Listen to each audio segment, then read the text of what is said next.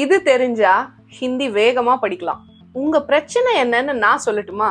ஹிந்தி படிக்கவே 1 வருஷம் ஆச்சு, அதுவும் ஸ்லோ தான். சரி படிச்சு முடிச்சாச்சு, பேசவாத ஆரம்பிக்கலாம் அப்படின்னா மெதுவா மைண்ட்ல இருக்கிற தமிழ ஹிந்தியா மாத்தி மாத்தி பேசுறதுக்குள்ள எதிரில இருக்கிறவங்க கிளம்பியே போயிடுவாங்க. ஸ்பீடு, ஃபாஸ்டா கத்துக்கிறது, ஃபாஸ்டா பேசுறது, இது ரெண்டுமே வர மாட்டேங்குது. அவ்வளவுதானே, இன்னைக்கு இந்த பிரச்சனைய சால்வ் பண்ணிடலாம். இந்த மாதிரி பல ஹிந்தி பிரச்சனைகளை சால்வ் பண்ணிடணும்னா சேனலை சப்ஸ்கிரைப் பண்ணி வச்சுக்கோங்க. இந்த முடியுமா முடியாதா பேச்செல்லாம் வேண்டாம். எனக்கு ஹிந்தி பேசியே ஆகணும், சீக்கிரம் பேசணும் அப்படின்னா ஸ்கிரீன்ல தெரியற வாட்ஸ்அப் நம்பருக்கு வாட்ஸ்அப் பண்ணி என்னோட Hindi online coaching classes join பண்ணிக்கோங்க. நமக்கு எப்படி ஹிந்தி ஃபாஸ்டா படிக்கணும் அப்படின்னு ஆசை இருக்கோ, அதே மாதிரி ஜாப்ல சீக்கிரமா நிறைய சம்பாதிக்கணும், தொழில்ல சீக்கிரமா முன்னேறணும் அப்படின்னு நிறைய பேருக்கு ஆசை இருக்கும். அந்த மாதிரி ஒருத்தர் மெசபொட்டாமியா, அதாவது இன்னைக்கு இருக்கிற ஈராக், அங்க சிலை வடிக்கிற தொழில் பண்ணிட்டு இருந்தாரு. ஈராக்னு சொல்றீங்க, அப்ப அங்க இஸ்லாம் இல்லையா? சிலை வழிபாடா இருந்துச்சு. ஆமா, இது இஸ்லாம் ஆரம்பிக்கிறதுக்கு முன்னாடி. அப்போ ஈராக்ல சிலை வழிபாடு தான் இருந்துச்சு. ஒரு கடவுள் இல்ல, 2 கடவுள் இல்ல, நிறைய கடவுள்களை அவங்க கும்பிட்டுட்டு இருந்தாங்க. அந்த சிலையெல்லாம் செய்யற சிற்பிக்கு ஒரு மகன் இருந்தாரு. இந்த சிற்பி என்ன பண்ணுவாரு, சிலையெல்லாம் செஞ்சு அவரோட பையன் கிட்ட கொடுத்து கொண்டு போய் சந்தையில இந்த சிலை எல்லாத்தையும் வித்துட்டு வா அப்படின்னு சொல்லுவாரு. அது பெரும்பாலும் அந்த ஊர் கடவுள்கள் இருக்காங்க இல்லையா, அவங்களோட காட்ஸ், அவங்களோட சிலையா தான் இருக்கும். அங்க ரொம்ப பாப்புலரா இருந்த கோயில ஜிகுரத் கோயில் அப்படின்னு சொல்லுவாங்க. இந்த கோயில் இருந்த நகரத்தோட பேர் ஊர். அந்த கோயில்ல நன்னா, நீங்கள் அப்படின்னு 2 கடவுள் இருந்தாங்க. அந்த கடவுள்களுக்கு உணவை பிரசாதமா படைச்சு அவங்க முன்னாடி வச்சு வழிபடுறதும் ஒரு முறையா இருந்துச்சு. சோறு வச்சாங்களே, அந்த ஊருக்கு ஒரு பேரு வச்சிருக்கலாம், வெறும் ஊரோட நிறுத்திட்டாங்க. அப்ப இருந்த ஈராக்ல ஊருங்கிறது எவ்வளவு அழகான தமிழ் பெயரு. கரெக்ட், அழகாதான் இருக்கு. ஆனா ஒரு பேரூர், போரூர், சிரூர் அப்படின்னு வச்சிருந்தா இன்னும் கொஞ்சம் அழகா இருந்திருக்கும். அந்த பையன் சிலைகளை எல்லாம் வித்துட்டு வரும்போது ரொம்ப சோகமா வந்தான். அப்பா, காலையில போனா சாயந்தரம் ஆயிடுது, எப்படி இந்த சிலைகளை எல்லாம் சீக்கிரம் வித்து தீக்கிறது? அவங்க அப்பா அவனுக்கு இந்த சிலைகளை எல்லாம் எப்படி சீக்கிரமா வித்து தீக்கிறது அப்படிங்கிறதுக்கு 3 டிப்ஸ் கொடுக்குறாரு. அவரு சொல்றாரு, சிலைகளை வாங்க வர்றவங்க நன்னா சிலைய பார்த்தாங்கன்னா நீ நன்னா சிலைய பத்தி பேச ஆரம்பிச்சிரு. நன்னா ஒரு மூன் காட், அதாவது சந்திரன், அவரை வழிபடும் போது நமக்கு என்னென்ன பெனிஃபிட்ஸ் கிடைக்கும் அப்படின்னு நீ எக்ஸ்பிளைன் பண்ண ஆரம்பிச்சிரு அப்படின்னு சொல்றாரு. ஜப் वो लोग भगवान नन्ना को देखते हैं, आप उन्हें समझाओ कि नन्ना की पूजा करने से उन्हें ज्यादा फायदे मिलेंगे, भगवान नन्ना को देखते हैं அப்படின்னா பகவான் நன்னா, அவங்களோட கடவுளான நன்னா, நன்னா கோ அப்படின்னா கடவுளான நன்னாவை, நன்னா கோ அப்படின்னா நன்னாவை, தேக்தே ஹே அப்படின்னா தேக்தே அப்படின்னா பாக்குறது, தேக்தே ஹே அப்படின்னா அவங்க பார்த்துட்டு இருக்கும் போது, वो लोग भगवान नन्ना को देखते हैं, எப்போ அப்படின்னு சொல்றதுக்கு ஜப் போட்டிருக்கீங்க. ஜப் वो लोग, எப்போ அவங்க, ஜப் वो लोग, वो लोगனா அவங்க, பகவான் நன்னா को देखते हैं, நன்னாவோட சிலைய, அதாவது நன்னாவை, நன்னாவோட சிலையை பாக்குறாங்களோ, आप उन्हें समझाओ, நீ அவங்களுக்கு புரிய வைக்க ஆரம்பிச்சிரு. உனே அப்படின்னா அவங்களுக்கு, समझाओ அப்படின்னா புரியவை. கீ எதுக்கு போட்டிருக்கீங்கன்னா அது ஒரு ஃபில்லர். நீ புரிய வச்சிரு. என்ன புரிய வைக்கணும்னா அப்படின்னு சொல்றதுக்கு பதிலா அங்க கீ போட்டிருக்கீங்க. आप उन्हें समझाओ कि पूजा करने से, नन्ना की, அதாவது நன்னாவோட சிலைக்கு பூஜா करने से, नन्ना की पूजा करने से அப்படின்னா நன்னாக்கு, நன்னாக்கி பூஜா करने से, பூஜானா சாமி கும்பிடுறது, करने से அப்படின்னா சாமி கும்பிடுறதால, பூஜை பண்றதால, करने से उन्हें ज्यादा फायदे मिलेंगे. फायदे அப்படின்னா फायदा அப்படின்னா பெனிஃபிட், फायदे அப்படின்னா பெனிஃபிட்ஸ், பலன், ஃபைதானா பலன், ஃபைதே அப்படின்னா பலன்கள், உனே அவங்களுக்கு, ஜியாதா நிறைய, ஃபைதே அப்படின்னா பலன்கள், பெனிஃபிட்ஸ், மிலேங்கே கிடைக்கும், நிறைய பெனிஃபிட்ஸ் அப்படின்னு சொல்றதுனால மிலேங்கே அப்படின்னு சொல்றீங்க. கடவுள் நன்னாவை வழிபடுறதுனால என்ன பலன்கள்னு எனக்கே தெரியாதேப்பா, எனக்கே சில விஷயம் தான் தெரியும், நான் எப்படி அவங்களுக்கு புரிய வைப்பேன் அப்படின்னு அந்த பையன் அவங்க அப்பா கிட்ட கேக்குறான். டிப் நம்பர் 1, வேகமா படிக்க. Confidence is more important than perfection. பெர்ஃபெக்ட்டா தப்பில்லாம பேசுறது ரொம்ப முக்கியம்தான். ஆனா நீங்க பேசும்போது தைரியமா பேசுறீங்களா, இல்ல பயந்து பயந்து பதட்டப்பட்டு பேசுறீங்களா, கான்பிடென்ட்டா பேசுறீங்களா அப்படிங்கிறது பெர்ஃபெக்ட்டா பேசுறதை விட ரொம்ப முக்கியம். ஆமா, இதெல்லாம் ஈராக்ல எப்ப நடந்துச்சு? பல ஆயிரம் வருஷத்துக்கு முன்னாடி ஈராக்ல எல்லாரும் ஹிந்தி பேசுறாங்க.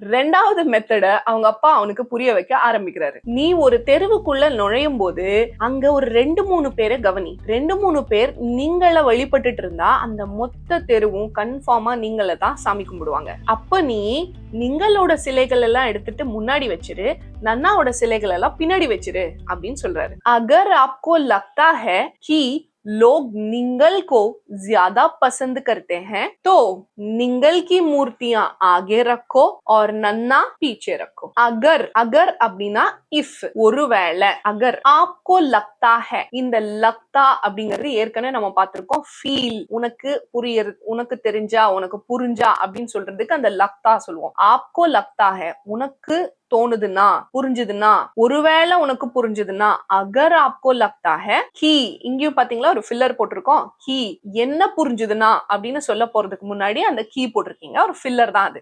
லோக் நீங்கள் கோ ஜாதா பசந்த் கர்தே ஹை. லோக் மக்கள், நீங்கள் கோ நீங்களை, நீங்கள்ங்கிறது அந்த ஊர் கடவுள், நீங்களை ஜியாதா பசந்த் கர்தே ஹை ரொம்ப பிடிச்சிருந்தா, ஜியாதா பசந்த் அப்படின்னா ரொம்ப பிடிச்சிருந்தா, கர்த்தே ஹை லோகு போட்டிருக்கிறதுனால நீங்க ஹே போட்டிருக்கீங்க. நிறைய பேருக்கு பிடிச்சிருந்தா அப்படிங்கறதுனால பின்னாடி ஹே அப்படின்னு முடிக்கிறீங்க. பசந்த் கர்த்தே ஹை பிடிச்சிருந்ததுன்னா தோ, அப்போ இந்த தோவை கூட நீங்க ஃபில்லரா யூஸ் பண்ணலாம். அப்போ நீங்கள் கி மூர்த்தியா, நீங்கள் கடவுளோட சிலைகளை, நீங்கள் கி மூர்த்தியா ஆகே ரக்கோ முன்னாடி வை, ஆகேனா முன்னாடி, ரக்கோனா வெயின் அர்த்தம். ஆர் அப்படின்னா அப்புறம், நன்னா கோ, நன்னா கடவுளோட சிலை இருக்கு இல்லையா, அது நன்னா கோ பீச்சே ரக்கோ அப்படின்னா பின்னாடி வை.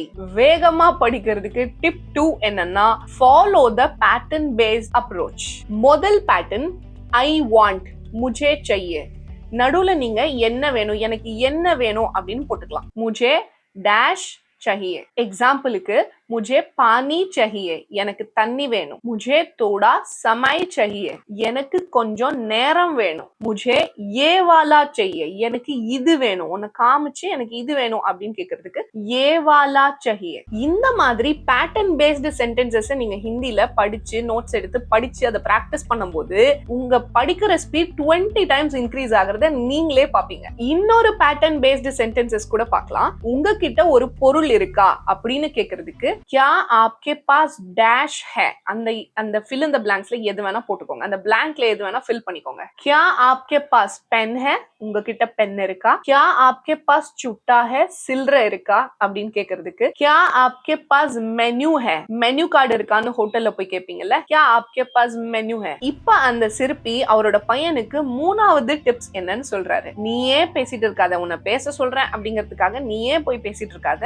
அவங்க என்ன சொல்றாங்கன்னு கவனி அப்படின்னு சொல்றாரு. போல் பச்சன் மத் கரோ, ஜியாதா சுனோ தாக்கி ஆப் ஜியாதா சீக் சக்கோ. போல் பச்சன் அப்படின்னா ரொம்ப வளர்றது, பிளஃப் பண்றது, தெரியாம எதுவுமே பொருள் எதுவும் தெரியாம விஷயமும் தெரியாம சும்மா பேசிட்டே இருக்கிறது, அதுக்கு பேரு போல் பச்சன். இது நீங்க யூஸ் பண்ணலாம். யாராவது ரொம்ப சுத்தி வளைச்சு இல்லன்னா அவங்க சொல்ல வர விஷயம் அவங்களுக்கே தெரியாது ஆனா பேசிட்டே இருப்பாங்க, அதுக்கு போல் பச்சன் அப்படின்னு நீங்க சொல்லலாம். குழந்தைங்களை ஜெனரலா வந்து சொல்லுவோம் இல்லையா, ரொம்ப நேரம் பேசிட்டே இருப்பாங்க, எதையோ பேசிட்டு இருப்பாங்க, அதுக்கு நம்ம சொல்லுவோம் இல்லையா போல் பச்சன், அதாவது வளராத அப்படின்னு சொல்றதுக்கு இதை சொல்லலாம். போல் பச்சன் மத் கரோ, கரோனா செய், மத் கரோனா செய்யாத. ஜியாதா சுனோ, ஜியாதாங்கிறது உங்களுக்கே தெரிஞ்சிருக்கும் நிறைய. சுனோனா கேளு, நிறைய கேளு. தாக்கி இது ரொம்ப முக்கியம், இது வந்து கனெக்டர் வேர்ட். இது எப்ப நம்ம யூஸ் பண்ணுவோம் அப்படின்னா அப்போதான், இப்போதான் அப்படின்னு சொல்றதுக்கு இது யூஸ் பண்ணுவோம். ஜியாதா சுனோ, நிறைய கேளு, அப்பதான், அந்த அப்பதாக்கு தான் அந்த தாக்கி போடுறீங்க. ஆப் ஜியாதா சீக் சக்கோ, அப்பதான் உனக்கு நிறைய படிக்க முடியும் அப்படின்னு சொல்றாரு. சீக் அப்படின்னா தெரிஞ்சுக்கிறது, படிக்கிறது. சக்கோ அப்படின்றது இங்க என்ன அப்படின்னா முடியும் அப்படிங்கிறதுக்கு தான் அந்த சக்கோன்னு நிறுத்திருக்கீங்க. ஜியாதா சுனோ தாக்கி ஆப் ஜியாதா சீக் சக்கோ. இந்த எல்லா வாக்கியங்களையும் நீங்க ஒண்ணு கவனிச்சிருப்பீங்க, நான் ஆப்பு போட்டு போட்டு சொல்லி கொடுத்திருக்கேன்.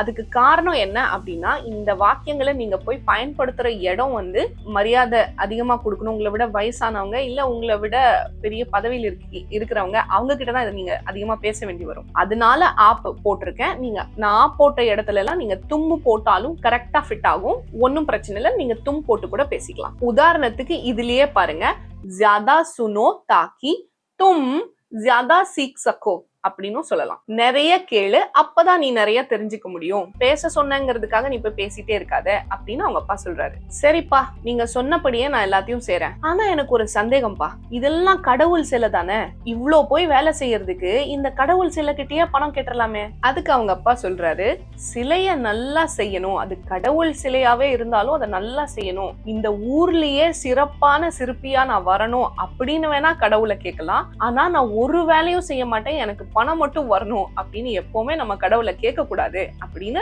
அப்பா அந்த பையனுக்கு புரிய வைக்கிறார். பகவான் சிர்ஃப் மெஹந்தி லோகோ கி மதத் கர்த்தா ஹை. பகவான் அப்படின்னா கடவுள், மெஹந்தி அப்படின்னா உழைப்பாளிகள், அதாவது நல்லா வேலை செய்யறவங்க, கடுமையா உழைக்கிறவங்க. மெஹனத் அப்படின்னா கடுமையான உழைப்பு, மெஹனதி அப்படின்னா உழைக்கிறவங்கள மெஹந்தி லோக் அப்படின்னு சொல்லுவாங்க. லோகோங்கி அப்படின்னா அவங்களோட, மக்களோட. மெஹந்தி லோகோ அப்படின்னா கடுமையா உழைக்கும் மக்கள் அப்படின்னு அர்த்தம். பகவான் சிர்ஃப், சிர்ஃப்னா மட்டும், இவங்களுக்கு மட்டும் அப்படின்னு சொல்றதுக்காக அந்த சிர்ஃப். பகவான் சிர்ஃப் மெஹனதி லோகோ கி, மெஹனதி லோகோ அப்படின்னா கடுமையா உழைக்கும் மக்கள். கி எதுக்கு போட்டிருக்கீங்க அப்படின்னா அந்த மக்களுக்கு. மதத் கர்த்தே ஹே, நீங்க இங்க மதத் கர்த்தே ஹே அப்படின்னு சொல்லிக்கலாம், இல்ல மதத் கர்த்தா ஹே அப்படின்னு சொல்லிக்கலாம். கடவுளை ஒருமையிலையும் எடுத்துக்கலாம் கர்த்தா ஹே அப்படின்னு, இல்ல பன்மையிலையோ இல்ல ரெஸ்பெக்டோடவோ சொல்ற மாதிரி கர்த்தே ஹே அப்படின்னு சொல்லிக்கலாம். மதத் கர்த்தே ஹே அப்படின்னா உதவி செய்வாரு, கர்த்தா ஹே அப்படின்னா உதவி செய்வான், கடவுள் உதவி செய்வான் அப்படின்னு வரும். நான் கூட உழைப்பாளர் தினத்துக்கு தான் ரெட் போட்டிருக்கேன், கவனிச்சிங்களா? என்ன தினம்? உழைப்பாளர் தினம். உழை, உழை, உழை, உழைப்பு சொல்லுங்க. உழைப்பு, உழைப்பாளர், உழைப்பாளர். உழைப்பாளி இல்லாத நாடுதான், உழைப்பாளி இல்லாத நாடுதான். இது இன்னைக்கு முடியாது, நீங்க போய் குவிஸ் சால்வ் பண்ணுங்க. கமெண்ட் செக்ஷன்ல எப்பவும் போல உங்க டவுட்ஸ் என்னவா இருந்தாலும் கேளுங்க. ஃபர்ஸ்ட் கமெண்ட்ல நம்ம ஹிந்தி ஆன்லைன் கோச்சிங் முடிச்சுட்டு போனவங்களோட சக்சஸ் ஸ்டோரிஸ் இருக்கு, செக் பண்ணி பாருங்க.